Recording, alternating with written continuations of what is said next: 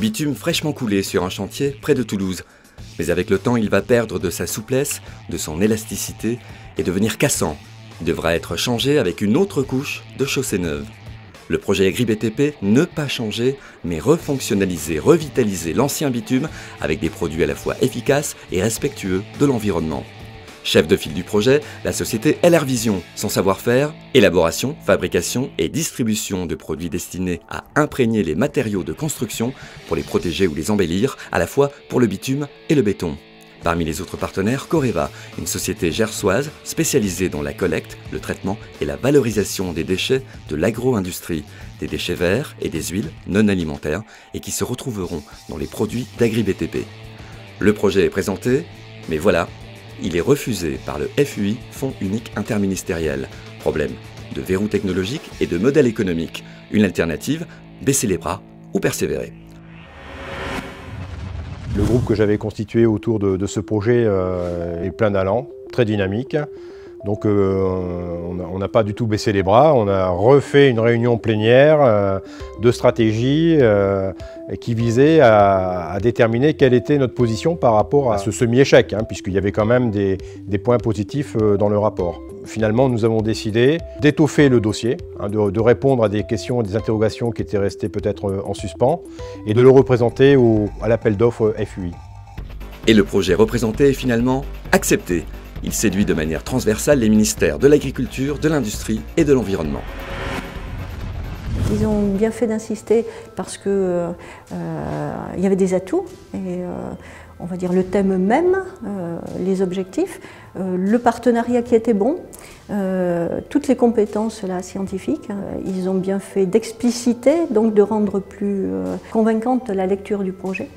On s'est tous réjouis, à la fois les ministères qui voyaient effectivement ce projet de grand potentiel pouvoir se lancer, et puis à la fois les acteurs et puis toute l'équipe d'Agrimib qui avait travaillé sur le projet.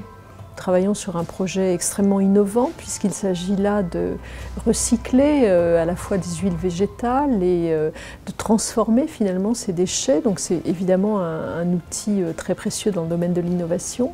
Et c'est également un projet collaboratif puisque nous avons là des laboratoires qui sont impliqués, laboratoire de l'INRA, laboratoire de l'Université Paul Sabatier, laboratoire de l'INPT et qui vont évidemment travailler en lien avec des entrepreneurs dans le domaine de la construction comme Malais ou d'autres entreprises. Donc c'est évidemment toute cette conjonction d'un travail sur du matériau durable et d'innovation et de lien entreprise-laboratoire qui pour nous est essentiel. Parmi les autres partenaires du projet, le groupe Malais, un grand des travaux publics, déjà sensibilisé et engagé dans une démarche environnementale pour leur bitume. Dans ce projet AgriBTP, ce qui est intéressant pour nous à plusieurs titres, c'est que d'une part, on a la possibilité de côtoyer des chercheurs, des universitaires de renom qui exercent dans les plus grands laboratoires toulousains. Nous mettons aussi à disposition par l'intermédiaire de nos chantiers des zones expérimentales qui vont permettre de tester les produits qui seront issus du projet. Et nous serons également consommateurs de ces produits pour nos applications personnelles. La recherche toulousaine est mobilisée autour de ce projet avec plusieurs laboratoires qui s'inscrivent dans le respect de la réglementation REACH, du verbe anglais « atteindre », une directive européenne de 2007. La réglementation REACH, c'est une réglementation qui met au cœur donc, de la réflexion scientifique, au cœur donc, de tous les acteurs qui touchent la chimie de près ou de loin, à se questionner sur effectivement comment protéger l'environnement, comment protéger la santé, parce que ce sont les deux patrimoines que l'on doit conserver.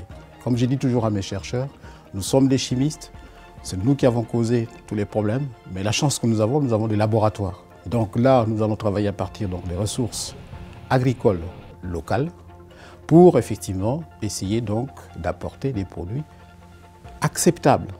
Donc des molécules acceptables. On va leur conférer des performances. Et à partir de là, il y aura une économie locale, nationale, internationale. L'idée, c'est au-delà de la fabrication de ces produits, c'est de retrouver des débouchés qui créent de l'activité, donc des richesses, des emplois et un rayonnement international, puisque le marché que nous visons est clairement international. Et l'objectif Horizon 2020, une centaine de salariés et un chiffre d'affaires de 20 millions d'euros, avec des marchés à l'export vers l'Europe, la Chine, la Russie et l'Inde.